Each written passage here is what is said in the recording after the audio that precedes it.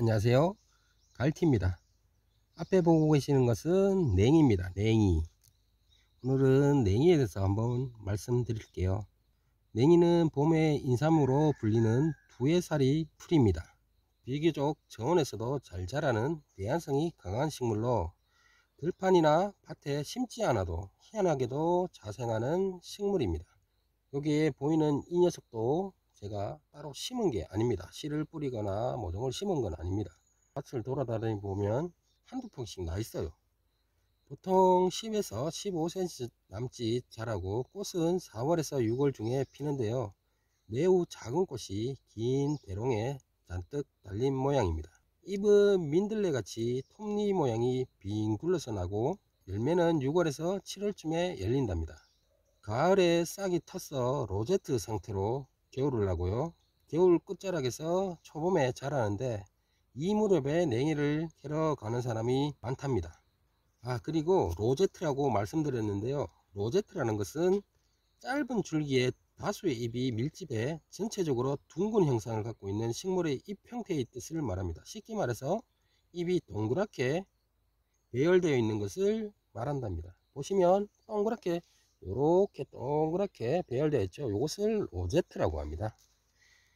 냉이는 생명력이 매우 강하고 번식력이 매우 강해서 불모지를 정복하다시피 하는데요. 그렇다고 아무 곳에서나 자란 냉이를 먹었으면 안 됩니다.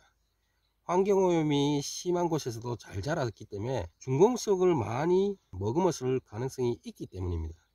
실제로 연구기관에서 도로변에 자란 냉이를 검사해보니 자동차 배기가스에 포함된 납과 카드뮴을 흡수해서 식용 기준치를 훨씬 초과해서 검출되기도 했답니다. 예를 들면 가로수에 떨어진 은행 열매를 주워 가지 않는 것처럼 도로가나 공장 근처 같은 곳에서 자라는 냉이는 위험하니까 캐서 드시면 안 됩니다. 같은 이유로 농촌 지역이라 하더라도 골프장도 약을 굉장히 많이 칩니다. 골프장, 과수원 주변을 피하는 게 좋답니다. 근데 양심불량 상인들이 꽤 많아요. 길에서 캐서 파는 분들이 많으니까 좀 조심하시는 게 좋을 것 같아요. 냉이는 주로 국을 끓일 때 향긋한 향이 나게 하기 위해서 넣는데요. 달래나 미나리도 이런 역할을 하죠. 무엇보다도 된장국에 넣으면 상당히 맛이 좋답니다. 된장의 강한 풍미에 산뜻함을 더해주기 때문에 일반적인 된장찌개에 비해서 매번 먹을 때마다 훨씬 물리지 않고 맛이 좋아서 잘 먹을 수 있답니다. 냉이는 다양한 요리에 활용할 수 있는 재료인데요. 무침에도 사용하고 찌개에도 쓸 수 있고 국에도 쓸 수 있고 나물로도 활용할 수 있답니다. 요리할 때는 깨끗이 씻고 손질을 해야 하는데요. 뿌리까지 다 먹는 채소라서 제대로 씻어내지 않으면 흙냄새가 난답니다. 이 냉이는 잔뿌리가 많아서 다듬기가 생각보다 까다로운데요. 여러 번 씻어서 모래나 흙이 나오지 않도록 하시는 게 포인트입니다. 이처럼 꼼꼼하게 씻어내기 번거로워서 뿌리를 제거하고 줄기와 잎만을 사용하는 경우도 있는데요. 이렇게 하시면 안 됩니다. 안 드시는 게 차라리 나아요. 예를 들면 꼭 그런 거죠. 인삼 뿌리는 버리고 줄기만 먹는 그런 거죠. 냉이 고유의 단맛과 향은 뿌리가 더 강하니까 줄기와 잎만을 사용하면 그냥 국에다가 풀을 풀어 놓은 것이랑 똑같으니까 번거롭더라도 뿌리를 꼭 세척해서 사용하시길 바랍니다. 냉이의 효능을 한번 말씀드릴게요. 냉이는 굉장히 많아요. 그래서 간략하게 말씀드릴게요. 첫 번째, 간 건강 개선에 효과적입니다. 지방간과 간경화, 간염 등의 간질환 예방에 도움이 됩니다. 두 번째, 장 건강 개선에 효능이 있다고 알려져 있습니다. 냉이에는 식이섬유가 풍부하여 장 운동 촉진과 배변 활동을 도와줘서 변비 증상 개선에 좋다고 합니다. 세 번째, 냉이에는 칼륨 등의 성분이 많은데 이 성분은 혈관 속 노폐물과 독소 및 나트륨을 배출시켜주는 효과가 있습니다. 네 번째, 냉이는 비장을 강하게 해주고 이뇨작용과 해독작용을 도와주어 혈관을 맑게 해주며 당뇨병 증상 완화에 효과가 있답니다. 다섯 번째, 잘 아시는 춘곤증입니다.